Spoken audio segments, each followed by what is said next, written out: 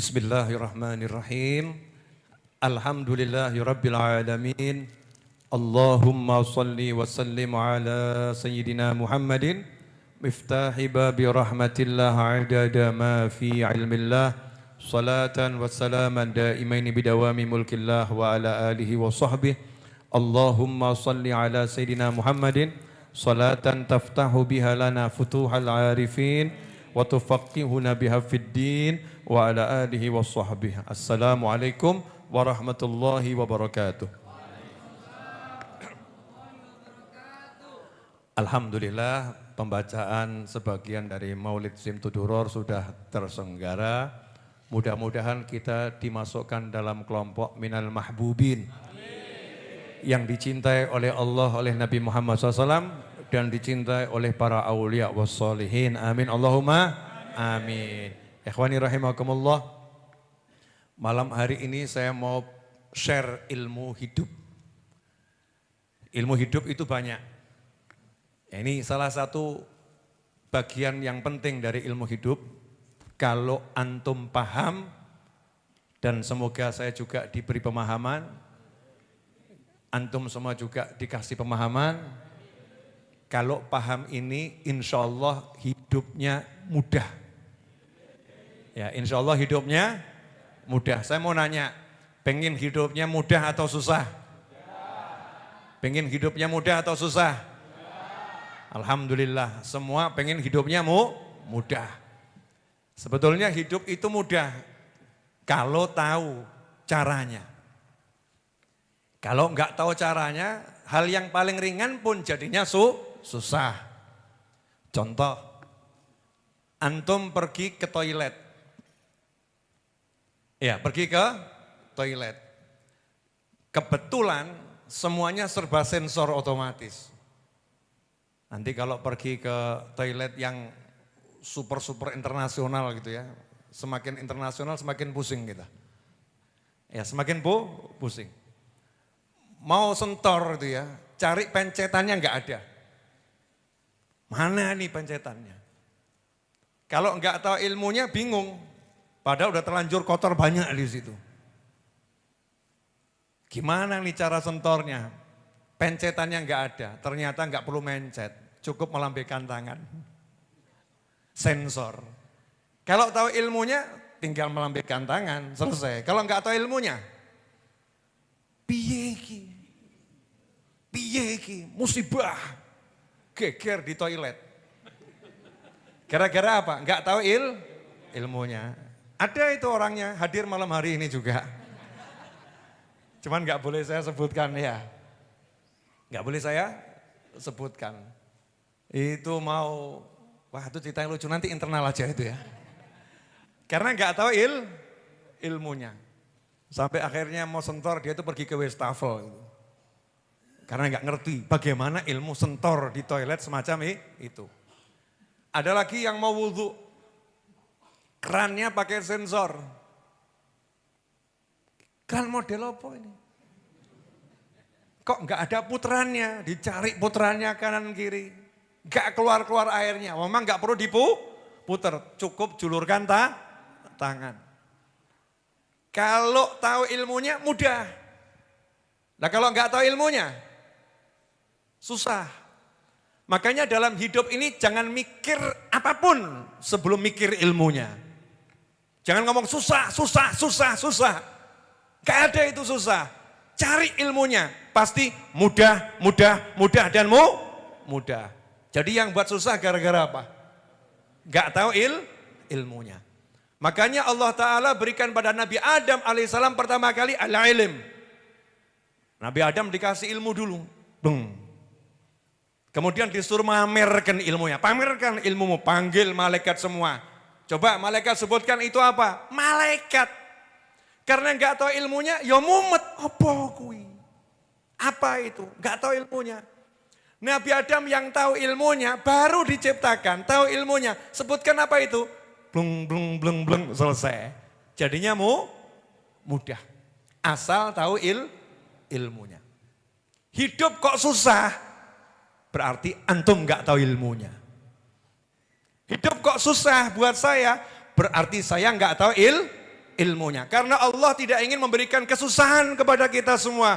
Allah pengen kita menjalaninya dengan mudah. Asal kita nurut sama Allah subhanahu wa ta'ala. Saya kasih ilmunya. Kata Allah kan begitu.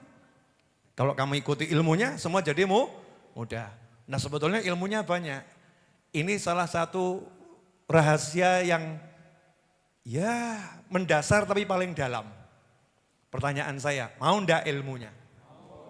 Mau ndak ilmunya? Bayar bro. Orang sekarang mau kaya suruh bayar, betul? Ikut seminar ini, seminar itu bayar dia mau. Mau dapat gelar ini sekolah 20 tahun bayar mau. Di majelis ilmu gratis. Ilmunya gratis dibagi share oleh para ulama. Tinggal satu, apa? Amalkan. Gratis ilmu ini, silahkan siapapun pakai amalkan. Tapi harus dipahami ilmunya. Nah, siap belajar paham enggak ini? Penasaran? Penasaran? Alhamdulillah, berarti antum semua ahli ilmu. Ya karena orang kalau penasaran sama ilmu berarti dia ahlinya, pengen tahu. Dalam kehidupan dan setelah kehidupan, di alam yang nyata maupun alam yang tidak kasat mata. Hanya ada dua. Yang pertama adalah Tuhan yang menciptakan segala-galanya. Dan Tuhan itu enggak ada yang lain, hanya satu. La ilaha illallah. Hanya ada satu Allah, enggak ada yang lain. Dahulu sampai kapanpun juga yang ada hanya Allah subhanahu wa ta'ala. Enggak ada Tuhan kecuali Allah subhanahu wa ta'ala. Yang bisa hanya Allah. Yang menciptakan hanya Allah. Yang kuasa hanya Allah. Enggak ada penguasa lain. Enggak ada sesuatu yang bisa selain Allah subhanahu wa ta'ala. Yang kedua, yang diciptakan oleh Allah. Yang diciptakan sama Allah namanya apa? Ciptaan. Namanya ciptaan. Nah ciptaan itu biasa dalam bahasa Arab yang menciptakan disebut khaliq, yang diciptakan disebut makhluk. Jadi makhluk itu artinya ciptaan. Boleh saya ulangi? Ini penting soalnya, pelan-pelan ya. Di jagat raya ini alam semesta yang ada hanya dua poin. Yang pertama, poin pertama adalah Tuhan yang menciptakan. Siapa Tuhan? Allah. Satu-satunya Tuhan. Yang kedua adalah ciptaannya Allah. Namanya makhluk. Di antara ciptaannya Allah itu ada hewan. Di antara ciptaannya Allah itu ada tumbuhan. Di antara ciptaannya Allah itu ada udara. Di antara ciptaannya Allah itu ada air. Semua ciptaannya Allah subhanahu wa ta'ala. Kesalahan fatal makhluk ketika dia mengandalkan makhluk dan dia melupakan khalik. Kesalahan fatal makhluk ciptaan adalah dia mengandalkan ciptaan dan melupakan yang menciptakan. Pertanyaan saya, apakah ciptaan itu punya kuasa? Tidak. Apakah ciptaan itu punya kekuatan? Tidak. Apakah ciptaan itu kuat? Tidak. Apakah ciptaan itu punya kemampuan? Tidak. Karena itu kata kunci la haula wala quwata illa billah. Tidak ada kekuatan, tidak ada kemampuan kecuali kalau diberi oleh Allah. Kecuali kalau diizinkan oleh Allah. Jadi kalau Allah enggak kasih, enggak bisa kuat. Udah dikasih sama Allah, enggak diizinkan, enggak mungkin itu berfungsi. Semua kendali dalam kekuasaan Allah. Kesalahan fatal manusia dalam kehidupan adalah ketika dia berhubungan dengan makhluk, entah namanya pasar, entah namanya toko, entah namanya obat, entah namanya perawatan, entah namanya perencanaan, entah namanya strategi, entah namanya apapun. Ciptaan, dan dia andalkan semua itu. Dia andalkan semua itu. Lupa dia, kalau yang namanya makhluk itu tadi, gak bisa apa-apa. Kecuali kalau diizinkan oleh Allah. Kalau udah benar landasan berpikirnya seperti ini, berarti enaknya nomor satu kita hubungin siapa dulu? Yang menciptakan, yang punya kuasa, yang memiliki segala-galanya. Siapa itu? Allah. Kita ngomong sama Allah, ya Allah, saya pakai sarana itu, saya gunakan sarana itu, saya manfaatkan sarana itu. Izinkan dia bekerja untuk saya. Izinkan dia bisa menghasilkan untuk saya.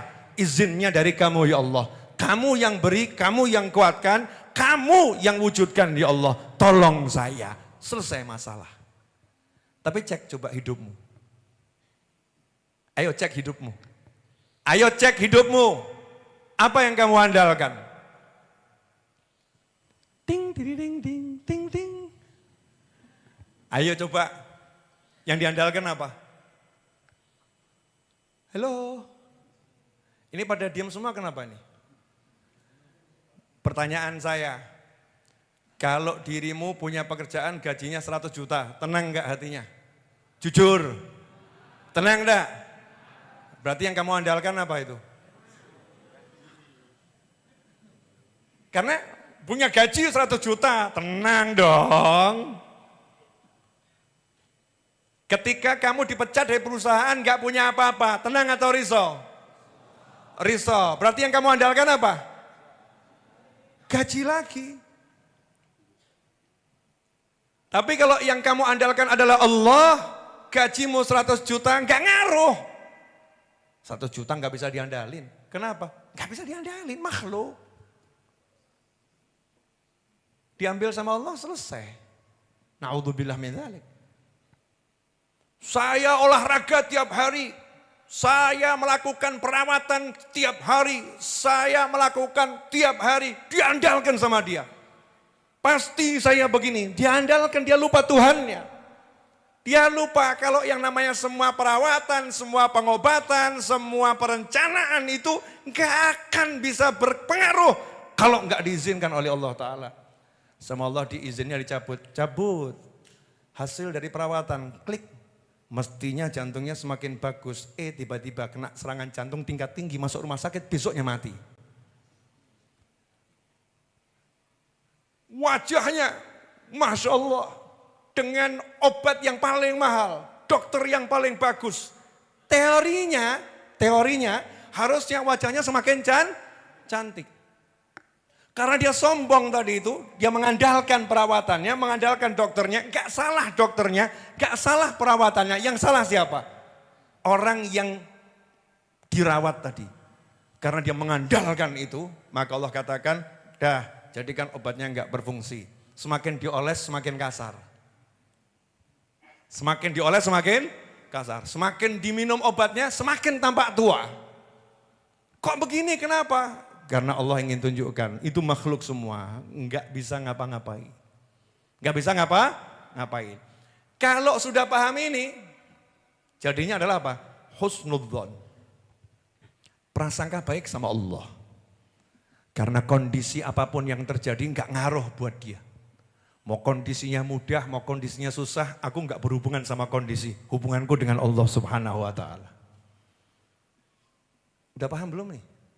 Sebentar, pelan-pelan. Mundur dikit lagi, boleh? Bu, paham gak Bu? Jadi ibu jangan ngandalin suami ya. Masya Allah. Lanjut, boleh? Ketika orang paham, makhluk ini gak bisa apa-apa, yang bisa hanya Allah. Maka tugasnya selalu berpikir yang baik tentang Allah. Kondisinya apapun, sesulit apapun, sesusah apapun, dia mikirnya baik. Bisa enggak? Bisa enggak? Contoh, naik motor bannya kempes di tengah hutan belantara, jam 1 malam, lampunya mati, enggak ada orang. Dah. Pertanyaan saya, bisa enggak berpikir yang baik? Waduh, ini nanti kalau ada yang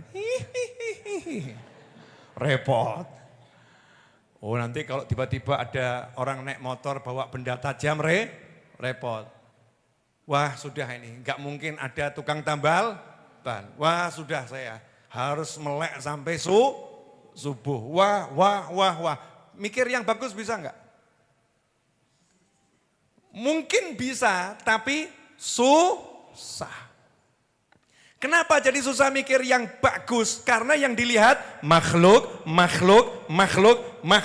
Jam segini tukang tambal ban tutup. Jam segini tempat ini rawan kriminal. Jam segini nggak mungkin ada yang lewat di hutan belantara. Yang dilihat makhluk yang namanya tambal ban. Makhluk yang namanya kriminal. Makhluk yang namanya orang lewat. Dia lupa 24 jam penciptanya selalu nunggu dia bicara. Ud'uni astajib lakum. Call me. Call me, answer your call. Okay? Speak English very well. Don't worry to speak English. Even you cannot speak English. Because you have Allah. Your God will teach you in your heart. Don't worry, friend. Don't worry, my brother. Even I cannot speak English, but I want to practice my English right now. Okay? I will be fine. We have Allah. Only one in the universe will help you Allah. Tak terus nawakmu saya nggak paham. Lah ya toh kalau saya teruskan kan nanti ya kamu yang nggak paham. Frekuensinya ya sama sebetulnya, channelnya yang beda. Boleh lanjut? Jadi ban bledos, ban kempes langsung ingetnya kan siapa tadi? Makhluk yang namanya mungkin kriminal, perampok, begal. Mungkin yang namanya tukang tambal ban, mungkin orang lewat. Lupa kalau Allahnya itu selalu mengatakan ud'uni astajib lakum. Beda dengan orang-orang yang paham. Begitu ban gembos, langsung ya Allah ban bocor. Tolong saya. Ya Allah ban bocor tolong saya. Udah dia nggak ngira-ngira. Siapa tahu ada orang lewat, nggak ngira-ngira udah. Daripada pikirannya habis buat ngira-ngira kan capek itu nanti. Ngira-ngira ada orang lewat, ternyata nggak ada orang lewat. Ngira-ngira ada orang nolong, ternyata nggak ada orang nolong. Tapi dia yakin, Allahumma. Jadi duduknya cuma sibuk, Allahumma ban bocor. Please help me Allah. Udah dia nyantai. Mungkin dia mulai buka handphone, siapa tahu ada sinyal, mulai coba telepon teman ya kan, sambil ngobrol. Tumben jam 1 kamu kok telepon. Iya, lagi nongkrong. Di mana? Hutan belantara. Lu apa? Ban bocor. Coba share lokasi. Share lokasi. Kebetulan deket situ tuh, itu ada paman saya. Udah, tenang kamu. Jemput sama pamannya, temennya. Udah motornya tinggal sini aja, matikan mesinnya. Udah tinggal rumah, ternyata pamannya temennya sugepol. Tidur di sana. Terus besoknya gitu ya, Dik ya kamu tak antarkan pulang. Motor saya gimana Pak? Sudah sampai rumah, tapi mohon maaf ya. Motor itu saya kasihkan karyawan saya ganti motor yang terbaru. Masya Allah. Langsung dia guyung-guyut, makasih Habib Novel. Memang betul kalau ngomong sama Allah itu paling enak, gak ruwet gitu kan ya, gak ruwet. Allah, apapun kondisimu, jangan pernah gentar, jangan pernah takut selama kamu minta tolong pada Allah dengan cara yang dibenarkan oleh Allah, diajarkan Nabi Muhammad SAW. Contoh, saya nggak mau panjang-panjang ini. Ini besok yang di samping kiri saya ini insya Allah akan menikah ini. Usah lihat wajahnya calon manten loh, gaya khusuk-khusuk, mesem ngono loh ya. Oh calon manten khusuk-khusuk, mesem gitu loh, guyung. Nah, gitu kan ajib ya. Calon manten kok khusuk, pura-pura malu gitu. Iya, Masya Allah. Gimana Is? Besok insya Allah. Sudah hafal belum jawabannya? Coba. Qabiltu tazwijaha wa nikahaha bil mahril madhkur. Tadi yang nikahin siapa? Ada jin kah di sini ya? Masya Allah. Hafal ya, hafal lancar. Tapi jangan pede sama hafalannya. Karena kemampuan menghafal adalah makhluk. Allah yang kasih, makanya minta tolong. Allahumma tolong besok lancar ya Allah. Gitu. Barokah ya Allah. Hatinya ditata gitu terus. Apapun urusannya ya. Apapun urusannya. Satu kisah pendek akan saya sampaikan. Ini kisah di Al-Quran dan semua udah paham. Ya semua udah paham. Tapi saya cuma mau buktikan sudut pandang cara berpikir positif tadi ya. Sudut pandang cara berpikir positif, keadaannya sesulit apapun. Nabi Musa alaihissalam, kisah ini udah saya sampaikan entah ribuan kali atau belasan ribu kali. Nabi Musa alaihissalam berada di tepi laut yang ganas bersama Bani Israel yang diajak kabur sama Nabi Musa. Sementara Fir'aun dan bala tentaranya yang terkejam, bukan bala tentara yang biasa, yang dibawa bala tentara yang terkejam, itu mengejar dengan kekuatan penuh dan senjata full semua dikerahkan. Sampai titik di tepi laut. Debur ombaknya. Mungkin laut selatan gitu ya. Yang ombaknya ganas. Umatnya galau, wajar. Ya umatnya galau wajar. Tapi kita jangan niru umatnya Nabi Musa. Kenapa? Kita umatnya Nabi Muhammad SAW. Kita umat yang terbaik, yang Nabi Musa bahkan pengen join jadi seperti kita. Ya Allah jadikan aku umatnya Muhammad SAW. Saking melihat kehebatan hatinya umat Rasulullah. Saking melihat bagaimana kehebatan pangkatnya umat Nabi Muhammad SAW. Bukan kita merendahkan umatnya Nabi Musa, enggak. Tapi kita jangan menjadi seperti umatnya Nabi Musa. Kita ini umatnya Nabi Muhammad SAW. Maka di situ umatnya Nabi Musa ya nanya. Keke ada. Keke, piye. Maju mati, mundur mati. Solusi. Maju nyebur mati, mundur ke belakang, dibantai Fir'aun mati. Solusinya dong. Ini masalah juga ini. Masalahnya jadi berapa? 3 buat Nabi Musa. Yang pertama, laut yang ganas. Yang kedua, Fir'aun dan bala tentara. 3, umat yang gak tenang, umat yang protes, piye ki, 3.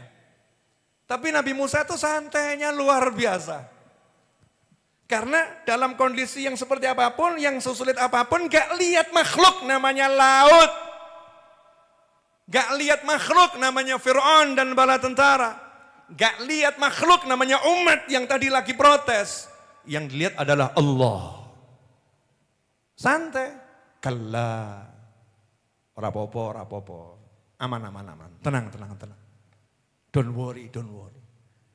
Jangan khawatir, gak mungkin. Inna ma'iya Rabbi, sesungguhnya bersamaku Tuhanku bersamaku. Nah kalau kita tuh ngaku saya bersama Allah itu berat loh. Ya kalau saya ngaku saya bersama Allah, berat tuh ya. Ngaku-ngaku. Tapi kalau ngaku Allah bersama saya kan benar tuh. Kan Allah selalu bersama kita, masalahnya kerasa gak awakmu? Kamu merasa gak dibersamai sama Allah? Diperhatikan sama Allah, didengarkan sama Allah, disayang sama Allah, terasa gak? Nabi Musa merasakan semua itu. Inna ma'iya Rabbi, bersamaku Tuhanku. Saya gak sendiri. Allah bersama saya. Lah terus solusinya gimana? Lah Allah bersama saya kok ya tenang wae. Lah karepmu tenang ki piye? Maksudmu tenang bagaimana? Sayyahdin. Berpikir positif. Nanti dikasih petunjuk sama Allah untuk mensolusikan semua ini. Petunjuk apa? Bagaimana petunjuknya? Ini laut, gak ada kapal. Emang udah kamu pesan kapal di laut? Atau mungkin kamu udah siapkan tim perenang yang ahli akan gendong kami semua? Ini laut. Itu Fir'aun bala tentara. Atau kamu akan tunjukkan mukjizatmu ngelawan Fir'aun? Ada punya rencana? Ora. La. Inna ma'iyya Rabbi sayahdin. Saya tidak mengandalkan apapun. Mau keahlian, mau perencanaan, bahkan mukjizat. Tapi yang diandalkan Allah sayahdin. Allah nanti ngasih saya petunjuk. Kapan petunjuknya?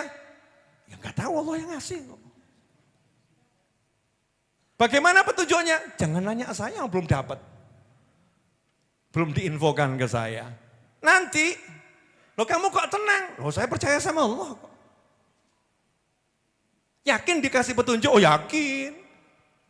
Loh kok kamu yakin? Ya, aku nggak ragu. Punya Allah. Pasti dikasih petunjuk. Hidup kita tuh cuma suruh mikir yang baik begitu. Bisa enggak? Bisa enggak itu?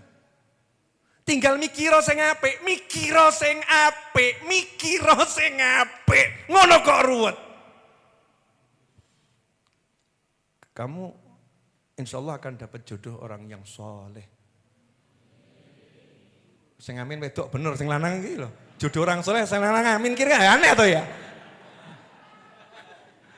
Jodoh orang soleh yang perempuan amin, betul kan ya? Betul, kalau yang laki-laki ini amin kan menakutkan saudara-saudara. Ya, mungkin hidupmu agak bagaimana karena salah mengaminkan doa mungkin ya. Hati-hati kalau ada orang doa, jangan asal diaminkan, didengarkan dulu. Nah itu, kamu insya Allah dapat jodoh orang soleh, mestinya kan amin selesai ya. Ini nggak bisa mikir yang bagus. Lawang saya ini perempuan yang nakal. Mana mungkin saya dapat jodoh yang soleh. Yai kalau doa yang betul. Lah terus karepmu piye? Tak dongake untuk bojo sing nakal ngono. Kan ya enggak. Insya Allah kamu dapat jodoh orang yang soleh. Mikirnya langsung positif. Allahumma amin. Walaupun enggak masuk akal. Saya orang yang nakal, saya orang yang enggak berpendidikan. Saya kok didoakan dapat orang soleh, enggak masuk akal. Tapi amin dia, kenapa? Allah maha kuasa merubah saya jadi orang baik. Allah maha kuasa merubah saya jadi orang yang benar. Allah maha kuasa merubah saya jadi walinya. Siapa tahu beramin aku jadi wali Allah, amin. Kan begitu ya. Lah suruh mikir yang baik gitu mudah atau susah? Halo. Yang utangnya banyak nih loh. Suruh mikir baik, kamu nanti akan dapat rezeki besar, kamu akan dikasih Allah kemudahan, kamu akan bisa atau nganggap, wis aja ngajari aku ngelamun, yang mana? Setan bisi dengan kalimat, jangan ngajarin saya berandai-andai. Loh, andai-andai itu kalau kita diem namanya andai-andai. Kalau kita bergerak itu namanya bukan andai-andai, itu namanya kita punya motivasi. Itu namanya kita punya semangat, itu namanya kita punya cita-cita, itu namanya berpikir yang baik. Jalan saja, nanti Allah kasih petunjuk. Dikasih petunjuk sama Allah Ta'ala Nabi Musa setelah itu. Petunjuknya gak masuk akal. Lalu petunjuknya kok pukulkan tongkatmu ke laut nanti akan terbelah lautnya. Coba kalau kalimat itu disampaikan ke Bani Israel. Udah dapat petunjuk? Sudah. Gimana? Lautnya mau dibelah. Pakai apa? Tongkat. Aduh, piye. Laut kok dibelah mbak tongkat piye gitu ya. Teknologi macam apa nih? Enggak masuk akal. Enggak masuk akal. Karena kebanyakan pakai akal. Nabi Musa enggak kebanyakan mikir dan bahkan enggak mikir adanya iman. Padahal beliau orang yang ahli mikir, hidupnya di istana Fir'aun dari bayi, dididik sama tenaga ahli, sampai dewasa. Pinternya luar biasa, akalnya disingkirkan dalam arti untuk laut ini mestinya pakai sampan, pakai kapal, ada tim yang menjemput. Tapi ini kok suruh pakai kayu dipukulkan, gak masuk akal, gak dipakai itu. Yang dipakai imannya. Kok ilhamnya, kalau buat Nabi kan wahyu ya, wahyu. Suruh mukulkan, diikuti, pukulkan tongkat ke laut, belum. Lautnya terbelah jadi dua, umatnya selamat, Nabi Musa selamat, Fir'aunnya mati sak bala tentaranya di situ. Ternyata mensolusikan Fir'aun, cukup tongkat dipukulkan ke laut. Kadang-kadang hidupmu tuh masalahnya luar biasa, ternyata solusinya cuman sungkem sama ibu. Hidupmu ruwetnya luar biasa, ternyata solusinya itu ziarah ke makam ayahmu. Hidupmu itu masalahnya ruwetnya luar biasa, ternyata solusinya perbaiki sholat 5 waktu, hidupmu ruwetnya luar biasa. Ternyata solusinya kamu kurang sayang anakmu. Hidupmu ruwetnya luar biasa. Ternyata solusinya kamu tundukkan hatimu pada suamimu. Hidupmu ruwetnya luar biasa. Ternyata solusinya kamu hormati istrimu. Hidupmu ruwetnya luar biasa. Ternyata solusinya kamu harus silaturahim kepada paman dan bibimu. Mikirnya ruwet, masa sih silaturahim sama paman bibi terus hutangku lunas gitu ya. Jangan mimpi, Beb.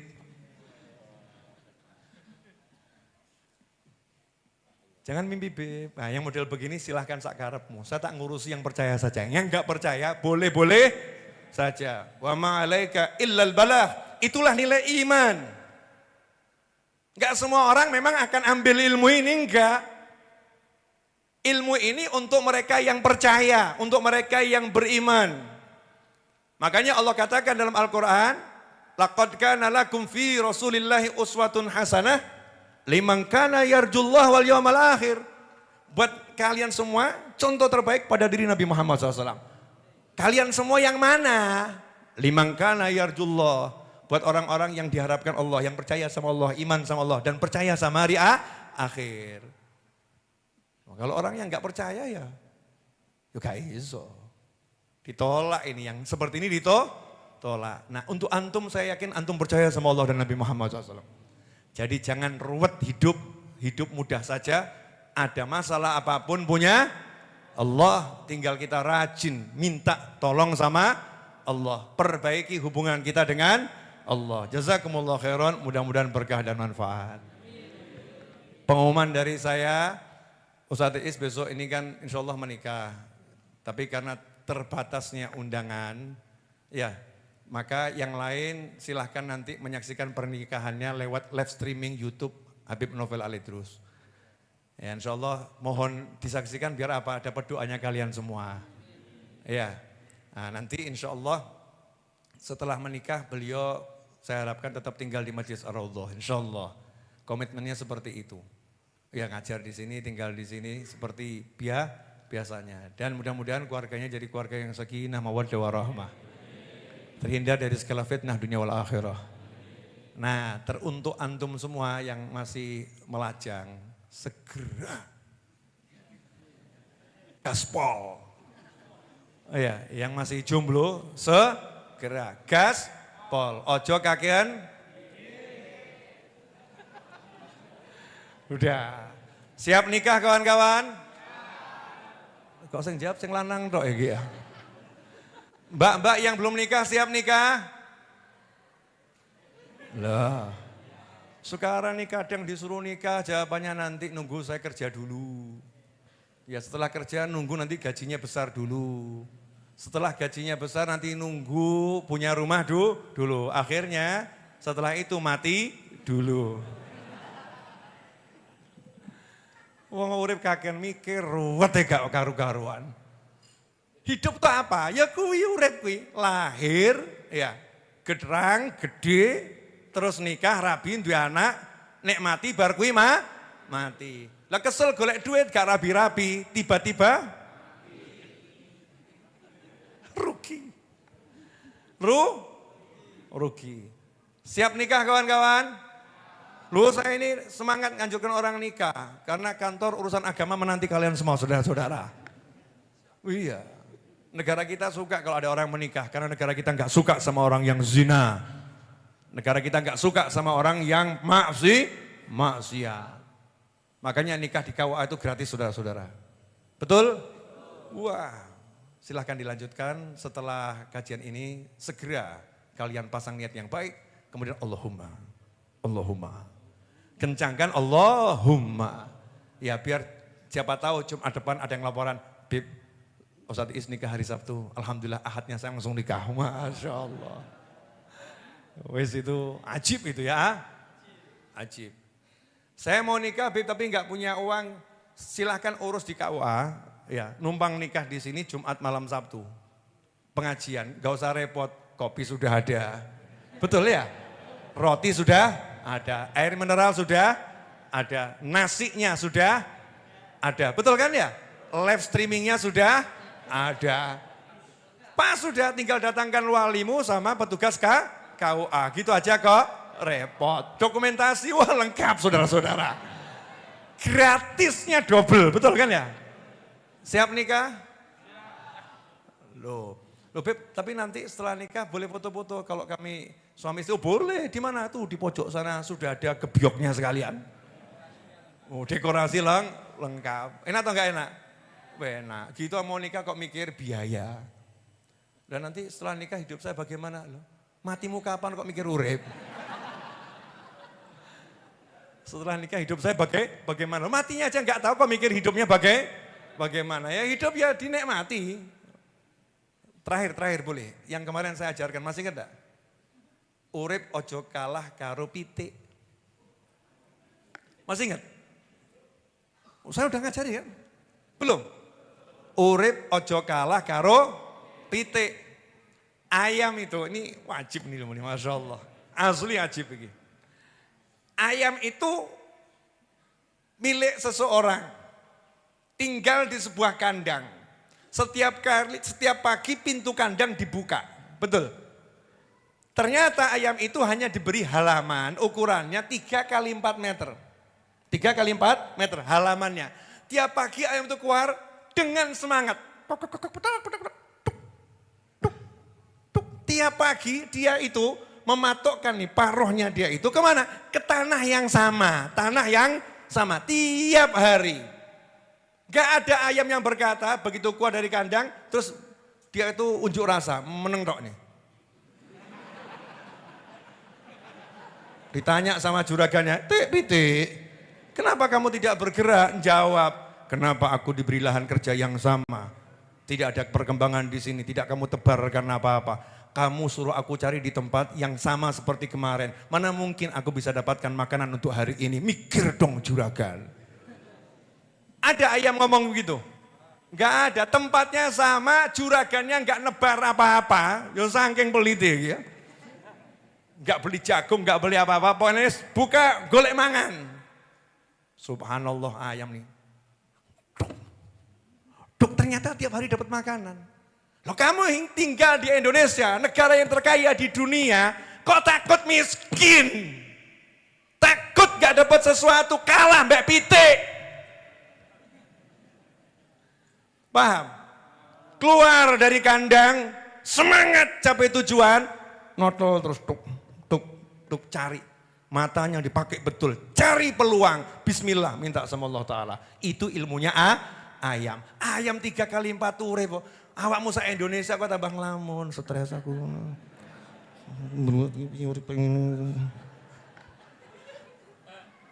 Ada enggak yang model begitu? Akeh. Akeh tunggal buahnya. Clear? Nah, Majelis Ar-Raudhah ini cuma mau ngajari yang begini. Saya enggak mau ngajari yang model-model begitu. Pokoknya ngaji di sini satu kalimat ila yaumil qiyamah, senengno atimu, selesai. Ya, mau nanti hadisnya apapun kita akan arahkan senengno atimu. Pokoknya biar hati kita seneng hidup enak. Tak kandani, bariki mati awakmu, tak jamin. Tak jamin, sebentar lagi kamu mati. Ya mungkin ada 20 tahun lagi, ada yang 40 tahun lagi, ada yang 50 tahun lagi, pasti mati. Makanya hidup jangan dibuat ruwet. Yang asik-asik saja. Ya karena kita yang asik-asik saja 11:09 saudara-saudara. Saatnya kita menyantap hidangan yang ada, mudah-mudahan barokah manfaat. Teruntuk semua sahabat dimanapun antum berada, saya umumkan bahwasanya nomor resmi saya adalah 081-2280-60916 seperti tampak di layar monitor. Catat nomor itu dan kirim pesan kepada saya dengan sebutkan nama, insya Allah akan saya buka dan saya save. Kemudian nomor admin Majelis Ar-Raudhah itu ada 3 nomor.